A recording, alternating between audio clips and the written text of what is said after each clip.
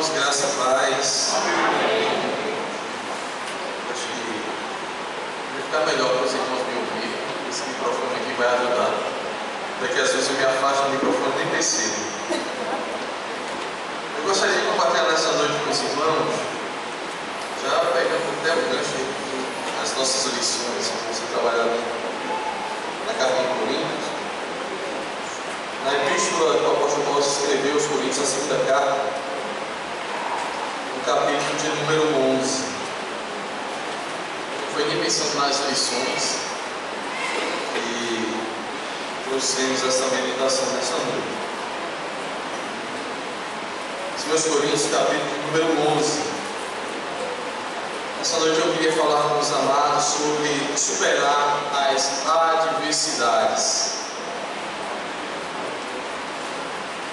E aqui eu coloquei superar as adversidades pelo, abre aspas, espírito da fé, fecha aspas, que é uma expressão do apóstolo Paulo. Mas eu quero ler aqui esse texto de 2 Coríntios, capítulo de número 11, versículo 23 ao 27. Antes, eu quero orar mais uma vez com os irmãos nessa noite. Pai, nós rogamos a Ti nesse instante, Senhor. Que o Senhor, meu Pai, por intermédio da Tua palavra, conforte vida, reanime, fortaleça, Senhor, e que nós possamos, ó Pai, com a ação poderosa do Teu Espírito, nos aproximar mais de Ti. Vivemos de maneira, ó Senhor, que o nosso prazer e a nossa satisfação seja sempre o Senhor. Que as adversidades da vida, Senhor, não sejam um empecilho para o nosso caminhar, para o nosso progresso, para a nossa caminhada rumo à pátria celestial. Ó Deus, sabemos que no mundo há aflições, sabemos que essas aflições se abatem sobre os homens, mas que esses males, ó Deus, não nos impeçam de enxergar a Tua beleza, não nos impeçam de enxergar quem Tu és, a Tua grandeza, tudo aquilo que o Senhor preparou para nós. Que a Tua igreja esteja sempre, ó Deus, olhando para além das adversidades, para além das circunstâncias, Senhor, ruins, que nós possamos ter um olhar de fé, um olhar que não vive por vista, mas pela esperança das Tuas promessas. Por isso, Senhor, meu Deus, que nesta noite nós possamos ser agraciados por Ti, em nome de Cristo, que nós oramos para que isso aconteça. Amém. Meus irmãos, superando as adversidades pela fé, espírito de fé, como diz o apóstolo. Capítulo de número 11, versículo número 23 a 27.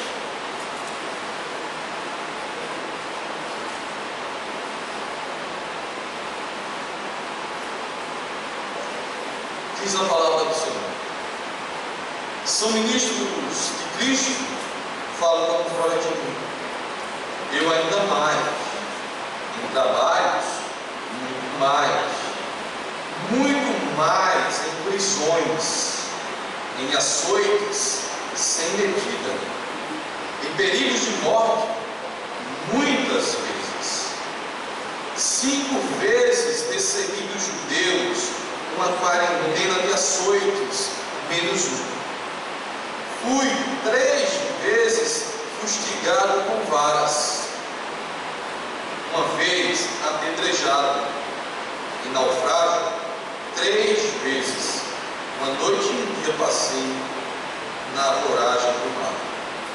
Em jornadas, muitas vezes, em perigos de rios, em perigos de salteadores, em perigos entre patrícios, em perigos entre gentios, em perigos na cidade, em perigos no deserto, em perigos no mar, em perigos entre falsos irmãos, em trabalhos e fadigas, em vigílias e muitas vezes, em fome e sede, em jejuns e muitas vezes, em frio e em dores. Meus irmãos, aqui temos o relato do apóstolo Paulo, que, digamos, poderíamos completá-lo com o que ele vai falar no capítulo 4, que eu vou abordar um pouquinho mais à frente, que é exatamente esta ideia que ele traz sobre o espírito de fé. Mas deixe-me apenas, como forma introdutória, torná-los cientes desse espírito de fé. Assim como o espírito é o princípio vital para a existência da vida, a fé é, para a vida cristã, o espírito que move a caminhada dos crentes, que fortalece e sustenta os crentes. Se o espírito é o poder pelo qual o ser humano pensa, sente e decide, a fé é a essência do que te faz mover em direção ao alto, através de pensamentos, emoções e ações. E a melhor forma de enfrentar as adversidades é saber, meus irmãos, que elas são reais, que podem nos atingir, e que é uma vida de fé que vai nos fortalecer para superar, seja quais forem as adversidades.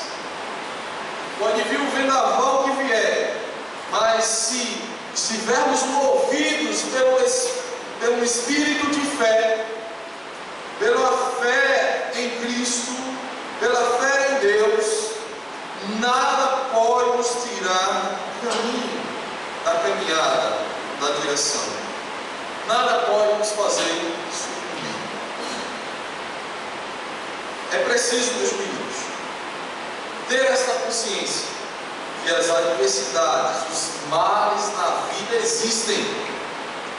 Eles estão aí, são reais, podem atingir qualquer um de nós. Qualquer um.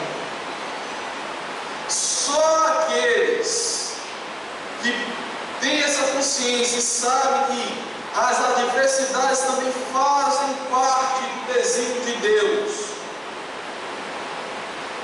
pode enfrentá-las de maneira sóbria e com um olhar além das circunstâncias. Só aqueles que enxergam o mundo com os olhos espirituais conseguirão superar tais momentos em louvor a Deus. Um dos problemas que frustram muitos crentes é a teologia triunfalista, em que os crentes são ensinados que não vão adoecer, não vão ter problemas, vão ter soluções para tudo, uma solução mágica, instantânea, vão resolver todas as suas circunstâncias adversas num toque de mágica, através, muitas vezes, de declarações, sejam elas quais forem, que aquilo vai se resolver e que esses problemas não vão mais estar sobre das pessoas. Na verdade, esse tipo de mensagem, este tipo de ensino faz com que crie em nós, crie na vida daqueles que são servos de Deus uma expectativa que muitas vezes não é aquela que está realmente acontecendo ou acontecerá sobre a vida de muitos. Todo ser humano adoece. Todo ser humano um dia, não aqueles que estarão no momento da vida do Senhor, irão morrer. As células degeneram-se. Nós estamos no mundo e sabemos que estamos propensos a sermos atingidos por diversas coisas, por diversas situações. Muitas vezes nós não queremos certas circunstâncias diante de nós. Os nossos desejos são outros. E nós entramos em conflito quando certos males recaem sobre nós. É bom que se diga aqui nesta noite que não estamos discutindo sobre Deus ser poderoso para realizar milagres, ou que Ele não faça milagres, ou que Ele não nos livre de diversas adversidades, mas que muitos desses males não terão o fim que nós desejamos. Deus pode nos livrar de diversos males, Deus pode nos curar de diversas doenças, mas haverá coisas que não estará dentro do seu propósito fazer. É por isso que muitos dos nossos irmãos morreram com algum tipo de enfermidade. É por isso que muitos passaram por certas dificuldades que nós olhamos e dizemos: meu Deus, livre. É preciso entender como diz a Escritura. Tudo sucede igualmente a todos. O mesmo sucede ao justo e ao perverso, ao bom e ao mau, ao puro e ao impuro, tanto ao que sacrifica como ao que não sacrifica, ao bom como ao pecador, ao que jura como ao que tem o juramento. Olha lá em Eclesiastes capítulo 9, versículo 2. E aí, meus queridos, sem um olhar de fé, estas coisas são de fato desanimadoras.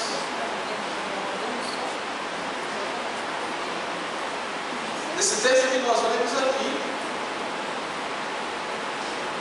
se nós pararmos direitinho em cada ponto e vamos tratar deles, veremos que quantos males atingiram o apóstolo Paulo. Coisas que estão muito distantes do que nós sofremos. Talvez até hoje você não tenha sofrido o que este homem sofreu. Talvez não sofrerá, provavelmente não sofrerá o que ele sofreu. Mas é nesse olhar de fé que faz a diferença da vida de um homem, de uma mulher de Deus, para aqueles que não temem ao Senhor, que não temem a Deus. Sem um olhar de fé, de fato, meus irmãos, todos esses males que existem no mundo são desanimadores. Foi com um espírito de fé que jovens lá na Babilônia não se curvaram diante da estátua que o rei acendeu. Foi um espírito de fé que eles olharam para o mal que poderia vir sobre eles, ser lançado numa fornalha, morrer queimado, mas mesmo assim, com ousadia da fé que eles tinham, declarou ao rei: se Deus quiser me livrar, fica sabendo que Ele me livrará. Se não, saiba também que eu não vou me curvar. As circunstâncias não eram impedimentos da vivência de sua fé. Eles não estavam preocupados se Deus iria livrá-los ou não. Eles não estavam rogando a Deus que os livrasse ou não. Simplesmente eles sabiam que Deus poderia livrá-los. Mas se Deus não quisesse livrá-los, a atitude era a mesma, porque era movida pela fé. Foi a fé, meus irmãos, de muitos cristãos no primeiro século, que em frente à adversidade de perder seus bens, e risco de morrer devorados por feras ou queimados vivos em espetáculo público, não fizeram com que eles recuassem. Pelo contrário, muitos deles achavam a morte digna, tal morte digna, porque morreriam sobre perseguição, e essa perseguição representava para eles que eles foram fiéis até a morte. Era um olhar de fé. Não era porque eles viam nas circunstâncias uma coisa boa, porque morrer queimado não é uma coisa boa, morrer devorado por uma fera também não é uma coisa boa. Mas eles olhavam além disso, para muito além das adversidades, dos problemas, dos males da vida. Foi a fé de uma paciente cristã que marcou a vida do Dr. Robert Callen, fundador do Congregacionalismo Brasileiro. Foi ela que influenciou a sua conversão. Uma senhora com um testemunho vivo, uma mulher piedosa que, diante de um grande sofrimento por causa de uma doença que causava dores terríveis, uma doença que levava muito ao desespero, mas diante daquele médico, ela se mantinha resignada, se mantinha consolada e firmada na sua fé em Cristo. E foi falando de Cristo mesmo naquela situação, que mexeu com o coração deste médico e o fez voltar-se para as Escrituras, posteriormente para Deus.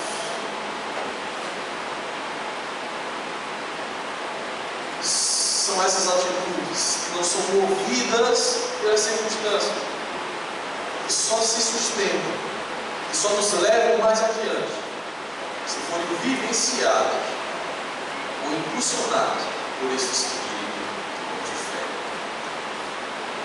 A fé que nos faz encarar a vida é a fé que nos faz encarar a vida em uma perspectiva diferente, e não estar preso às situações adversas.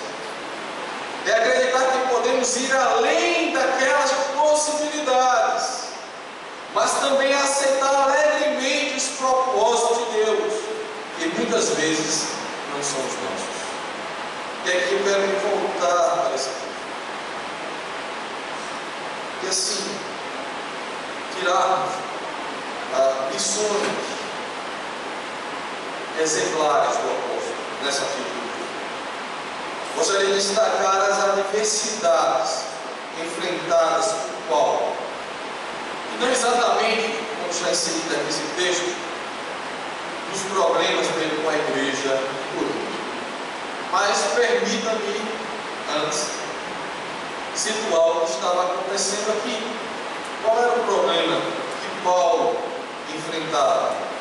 Para entendermos melhor o texto e assim tirarmos os exemplos desse sofrimento com uma atitude de uma pessoa que vence os problemas, as dificuldades pela fé. Paulo, nessa carta, especialmente aqui, ele está defendendo o seu ministério apostólico. Ele está com um problema grave na igreja de Corinto. Alguns tinham tentado desprestigiar o seu ministério, pondo em dúvida a autoridade apostólica dele. Não queriam mais estar submisso à sua autoridade apostólica. Era essa disseminação na igreja que estava acontecendo, nem daqueles que estavam auxiliando nesta obra. E Paulo está com este problema na igreja, e ele escreve neste capítulo 11, na verdade desde o capítulo 10, verso 1 ao 13, alguns estudiosos até dizem que essa é a segunda epístola que Paulo perdeu. Foi inserida posteriormente aí. Sendo ou não, enfim, é algo que ele vai tratar e vai combater. E Paulo, ele vai defender nesta sessão. E ele é veemente e irônico ao mesmo tempo com a igreja. Se nós lermos o capítulo 1, também tem isso, ele é muito irônico. Com a igreja, ao defender o seu direito de ser reconhecido como apóstolo e de ser respeitado como tal. É dentro disso aí que está inserido nesse texto. Isto posto, vamos tratar sobre as adversidades enfrentadas por Paulo, a qual ele relata aqui nesse texto. Como lemos, a partir do versículo de número 23, está falando de outros apóstolos, de outros que são ministros, e outros que se diziam hebreus e que estavam combatendo Paulo. Ele estava dizendo, desde anteriormente, que também era hebreu, estava provando que nada ficava atrás dos demais a quem a igreja pudesse estar ouvindo. Pois bem, versículo 23 ele diz: fala como fora de mim. Eu ainda mais, e ele começa em trabalhos muito mais. Paulo começa relatando para a igreja, e de uma maneira bastante irônica, porque ele tem um problema sério com a igreja, gasta tempo e esforço com a igreja de Corinto, que não é a primeira vez. E ele coloca exatamente o problema, não no trabalho em si, como a tradução nos traz, mas de que esse trabalho que ele tinha sobre a igreja estava alinhado a constante aborrecimento, a fadiga. Paulo estava dizendo: olha, eu me desgasto muito no ministério. Paulo dizer, principalmente com você, eu me aborreço muito nesse trabalho. Só Paulo vai dizer, é vocês que são os principais que me aborrecem. Mas ele está trazendo aquela dificuldade, irmãos, em que onde se doa e em contrapartida se vê oposição. Isso traz sofrimento, isso traz dor. É como o pai para o filho, se dedica tanto ao filho e o filho só patada, causa dor. É assim o ministério. Paulo tinha as igrejas e os irmãos como filhos na fé, e é por isso que ele se desgasta tanto, por isso que ele sofre tanto. E aqui ele apresenta exatamente o trabalho, esse tipo de trabalho intenso, alinhado a aborrecimento e fadiga, como causa, que a gente vai ver aqui nesse depoimento de dor do nosso Evangelho. Mas ele não para por aí. Olha, além dessa adversidade, um homem dedicado ao ministério, um homem dedicado ao Evangelho, à obra de Deus, passando por diversas situações difíceis. Poderia Paulo estar questionando Deus por diversos motivos aqui apresentados. Inclusive esse segundo motivo, quando ele diz prisões. Paulo foi preso por causa do Evangelho. Paulo provou as grades por causa do Evangelho. Foi preso, foi tirada a liberdade. E essas cadeias de hoje é um palácio, é um paraíso. É um negócio triste para naquela época lá. Hoje, o ruim ou mal, tem direitos humanos lutando por ir lá, tem isso, tem aquilo lá, não tem direito de nada. E a situação morria, gente lá e lá mesmo ficava apodrecendo. E assim, era uma situação terrível. Pense num sofrimento. Alguém que crime nenhum cometeu, ser preso por estar pregando o Evangelho. Sofrimento, irmãos. O apóstolo Paulo, ele diz no texto, ele faz questão de ressaltar no texto, muito mais em prisões. Está dizendo, se tem alguém que sofreu aqui com o Cristo do Evangelho, ele sofreu. Eu passei por dificuldade e prisões. E ele continua em açoites, sem pedir. Meus queridos, ser açoitado não era brincadeira. Ele fala que foi açoitado melhor 5, que eram 40 chibatadas. Na verdade, eu levou 39, porque os judeus tinham medo de quebrar a lei. Chicotadas daquela sem pena. Sem medida aqui é a ideia de intensidade e quantidade. Está dizendo, eu apanhei muito mais do que esses outros que estão falando aqui de mim, por causa do Evangelho. Sofri muito e foi intenso. Não foi coisa brincadeira, não. As chicotadas eram um terço na frente, no peito, né? O cidadão ficava amarrado aqui, ó. Eram, no caso aqui, 13 no peito e 26 nas costas. Eu nunca mais esqueci. Aquele que levantava o braço, não tinha dor. Ele apanhou 5 vezes assim. 5. Para você chegar, provavelmente em períodos diferentes.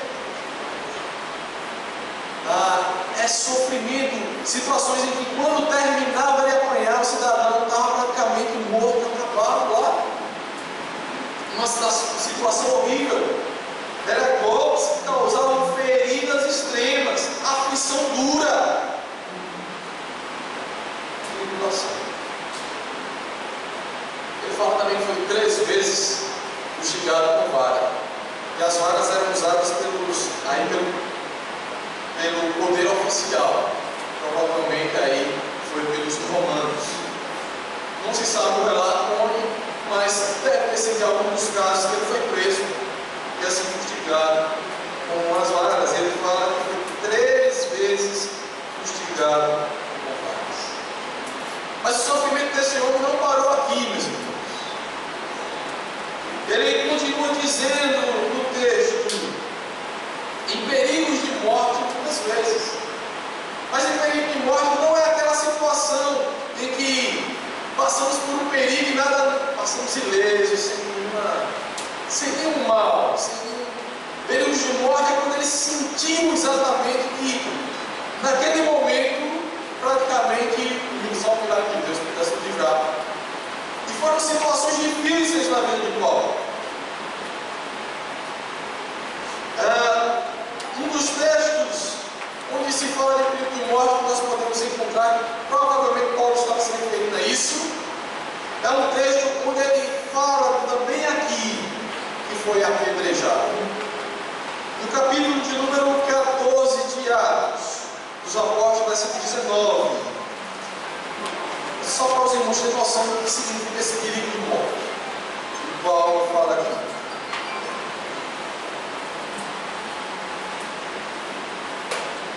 Capítulo 14. Sobrevieram, porém, judeus de Antioquia e Icônio, instigando as multidões e apedrejando a Paulo, arrastaram-o para fora da cidade, dando-o por morto. Ele levou tanta pedrada, o pessoal achou que já morreu. Tá morto, arrastaram ele lá como se estivesse morto. Não é alguém que passou por um perigo de morte só escapou, mas é diferente assim do perigo. É alguém que sofreu dano e quase morreu. E ele fala que passou por isso diversas vezes. E mais à frente a gente vai ver ele falando, quando ele diz que sofreu naufrágio 3 vezes. Um desses está enquadrado dentro do período de morte. E ele diz que passou uma noite e um dia em alto mar. É muito sofrimento, meus filhos. É muito problema que uma pessoa sofre e está na vida. E ele está servindo a Deus. Né? Está caminhando em nome de Deus. Está só recebendo esse revés por causa do Evangelho. Muitos, por muito menos, desistem. Por muito menos abandonam a fé. O apóstolo aqui demonstra uma atitude de uma pessoa que vive nesse espírito de fé. Sofreu naufrágio 3 vezes. Um deles passou um dia e uma noite, era a forma dos judeus contar, 24 horas no mar, no alto mar. Em algumas traduções diz no abismo, né? E outras nessa aqui mesmo diz na voragem do mar. Está lá, navio quebrou, afundou, está lá ele no mar. Não sei se é agarrado em alguma coisa, ele se passou um dia inteiro lá. 24 horas, uma noite. Perigo de morte. Isso é perigo de morte. Não sabe se salva, você vai morrer ali. Se salvou. E é por isso que ele está relatando: olha, o que eu passei e o que eu passo por você. Vigílias, ele diz mais à frente, perigos de rios, perigos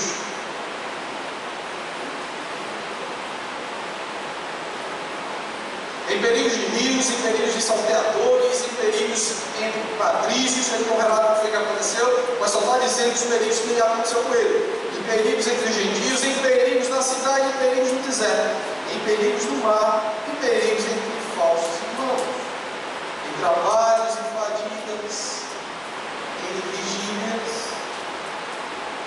muitas vezes em fome seguida, muitas vezes em perigo. Boa parte disso está enquadrado dentro da questão do mar, dentro da questão das prisões, dentro da questão dos falsos irmãos que levantavam esses falsos testemunhos contra ele. Muitas vezes armavam armadilhas, armavam situações em que pudessem prejudicá-lo.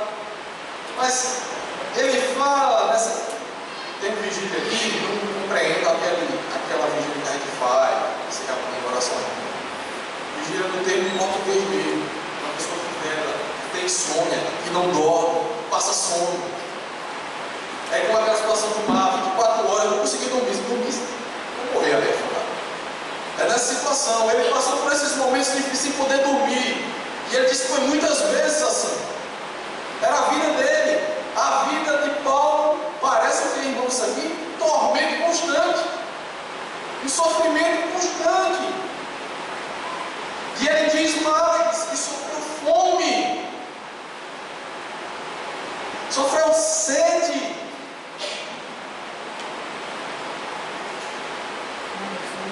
sofreu frio. Que escassez. Bem que Paulo podia aproveitar e determinar as bênçãos da igreja. Que não me falta mais nada. Esteja ali com tudo isso. Ninguém poderia, a morte, rapaz, que ele não tinha fé. Não me dizem ainda. Alguém aqui ainda está achando a sua vida difícil? Ainda está achando que os problemas que sobrevêm sobre sua vida é porque Deus se abandonou? É tão difícil assim. Ainda estão achando que Deus não deve ser reverenciado por aquilo que acontece sobre sua vida, pelos males que a vida possa trazer sobre ti. Será que alguém ainda está pensando assim, ao olhar para a vida deste homem? Paulo nos é um exemplo de superação das dificuldades dos males da vida. E aí eu quero voltar com vocês a alguns poucos capítulos. Capítulo número 4 dessa mesma carta, que o apóstolo vai relatar como ele se sentiu diante dessas dificuldades. Como foram as adversidades em sua vida? Muita coisa fácil. No capítulo 4, versículo de 8 a 10, de 13 a 14, eu vou resumir isso aqui. Quando ele diz: em tudo somos atribulados, porém não angustiados, perplexos, porém não desanimados, perseguidos, porém não desamparados, abatidos, porém não destruídos,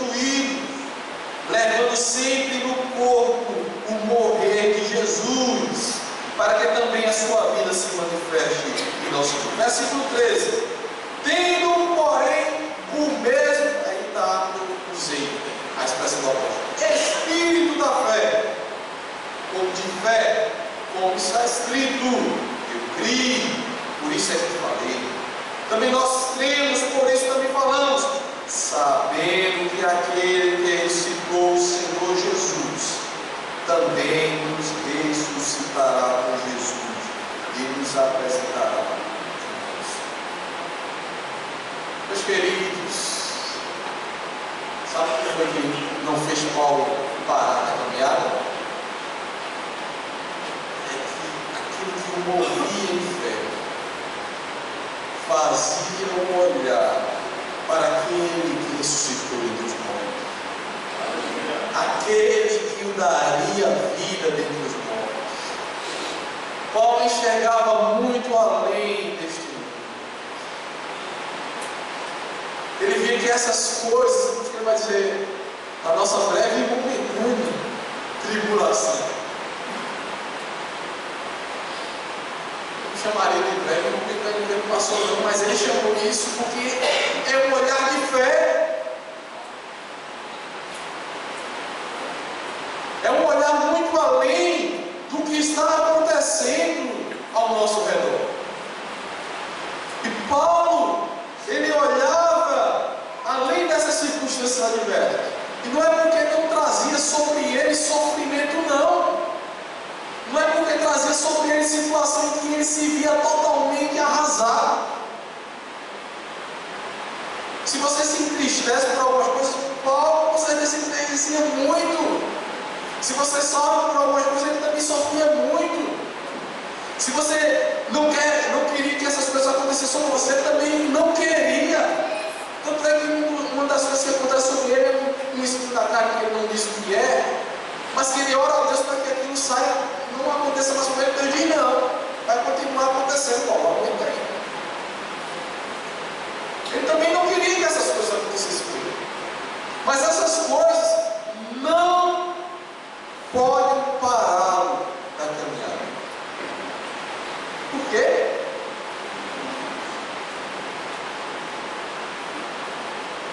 Porque o seu olhar não é um olhar carnal. A sua visão não é uma visão que olha apenas para este mundo. A sua vida não vai findar além. Ele viu muito além. Ele viu que a sua vida já está lá em Cristo. Já pertence a Cristo.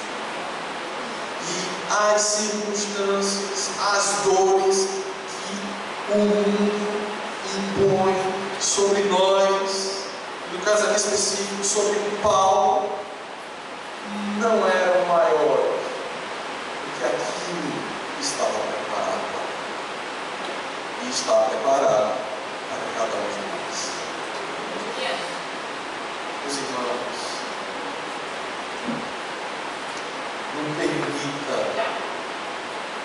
não se permita parar na caminhada pelas dificuldades, pelos males, pelas dores. Abra os seus olhos, mas não físico. Abra os seus olhos espirituais. E olhe e caminhe pela fé. Pela fé. É por isso que o apóstolo ele diz que em tudo é a tribulação. Porque ele olha para a circunstância, em tudo ele sofre. Sofre na igreja com os irmãos, sofre fora dela com aqueles que o perseguem, sofre nas viagens que ele faz, sofre em tudo. Passa fome, passa sede, apanha, é preso, é apedrejado, passa tudo de ruim.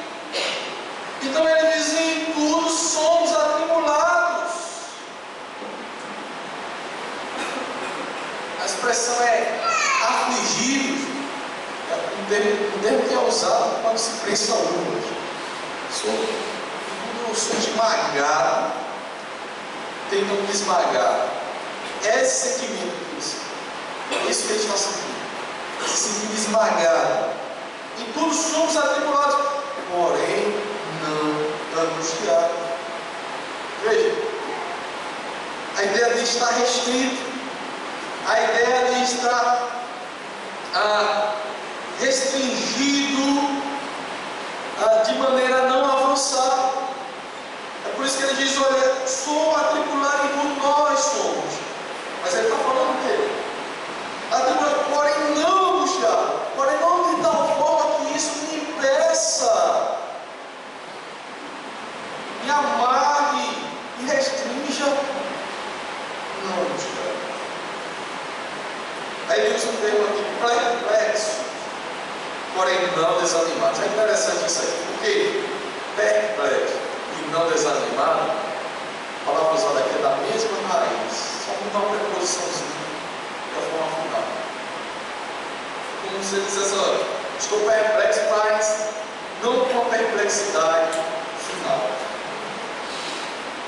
Perplexo, mas não desanimado. Eu estou, essa questão de perplexidade talvez alguns não entendam, mas ele está dizendo: olha, olhando para tudo ao seu redor, para todas as circunstâncias ao seu redor. Quando ele diz: estou perplexo com tudo que me acontece. E essa perplexidade está falando exatamente de estar sem recursos, estar em grandes dificuldades, passar por diversas necessidades, não saber o que decidir, nem o que fazer em muitas situações. Talvez a gente passe por situações de perplexidade. E pode estar numa situação dessa maneira em muitos casos. Talvez nas mãos daqueles judeus que estavam: agora é meu filho, agora aqui é o meu. O dia que ele vai apedrejar, talvez daqui eu escapo. Não tenho o que fazer, não tenho como sair dessa situação. Mas ele continua a dizer: olha, mas eu não estou completamente nessa situação. Eu não entrei em um estado de desespero total, de tal maneira que eu não consiga lutar ainda. Eu ainda estou vivo. Como se eu dissesse: eu ainda recebi. O mal se abateu sobre mim, mas eu ainda respiro, eu ainda estou vivo, então eu posso continuar. Eu ainda posso continuar. É isso que ele está dizendo. O desespero veio, mas o desespero não foi final. Ainda ele encontrou uma saída. É muito interessante isso, porque ele usa, ele faz um jogo de palavras. Estou perplexo, mas não com uma perplexidade que me aniquile, que é para comigo. Perseguido, mas não desamparado, menos inimigos. Olha o que esse homem declarou. Olha o que ele passou. Mas ele consegue enxergar que, embora os perigos estejam ao seu redor, embora todos esses males estejam sobre ele, há uma perseguição ferrenha sobre ele, e não se vê abandonado por Deus.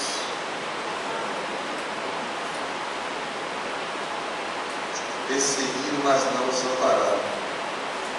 Ele consegue enxergar Deus. Deus continua ao seu lado e cuida dele.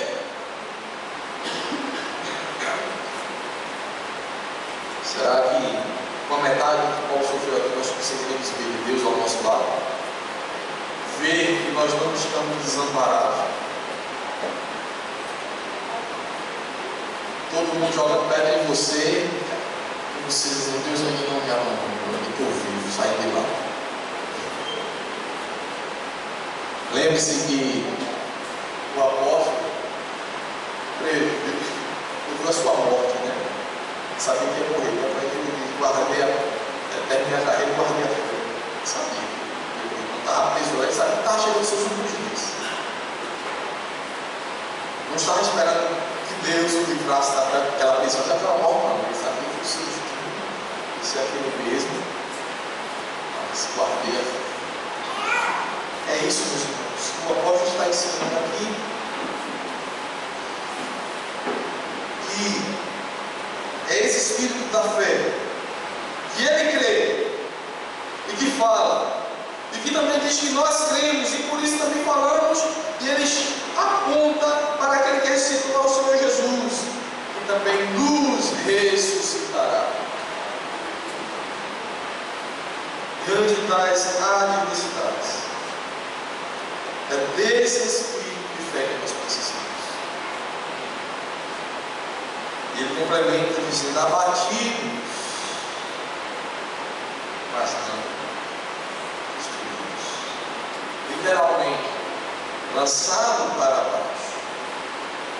Literalmente, era a expressão usada quando um lutador guerreiro derrubava o outro com uma espada. Como se tivesse sido golpeado, mas ainda não estivesse morto. Está lá caído no chão, mas ainda não está morto. Então ele usa exatamente essa expressão: abatido. Estou lá no chão. Estou no chão, mas ainda estou vivo. Ainda não estou destruído. Ainda não me tornei inútil.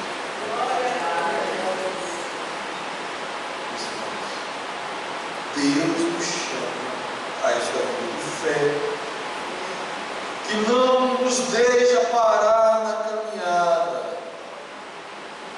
Nós podemos ter tristeza com diversas coisas na vida. Diversas tribulações se abatem sobre nós, nos magoa, nos entristece. Mas é preciso sair dela, olhando para Cristo, com esse espírito de fé que o apóstolo diz, e que ele nos transmite e nos chama a vivenciar. Meus irmãos, quais são as adversidades da sua vida? Elas te afligem, te deixam em perplexidade, te põem como fugitivo, te abatem? Talvez sim. Isto pode ocorrer com qualquer um de nós, mas nós somos chamados a vencer pela fé, a olhar além do horizonte, a enxergar que somos mais do que vencedores, que peregrinamos rumo à nossa pátria celestial, que este mundo passa, que tudo passa, inclusive estas dificuldades. É com o olhar da fé que, mesmo atribulados, não pararemos, que, mesmo perplexos, não sucumbimos em meio ao desespero final. Embora muitas coisas ruins aconteçam conosco, não nos vemos desamparados, abatidos, mas continuamos vivos e úteis para a glória de Deus. Eu quero encerrar com o que o apóstolo fala. Tendo, porém, o mesmo espírito da fé, como está escrito: eu criei, por isso é que falei. Também nós cremos, por isso também falamos, sabendo que aquele que ressuscitou o Senhor Jesus também nos ressuscitará com Jesus e nos apresentará convosco, porque todas as coisas existem por amor de vós, para que a graça, multiplicando-se, torne abundantes as ações de graças por meio de muitos, para a glória de Deus. Deus nos ajude a andarmos com esse espírito de fé.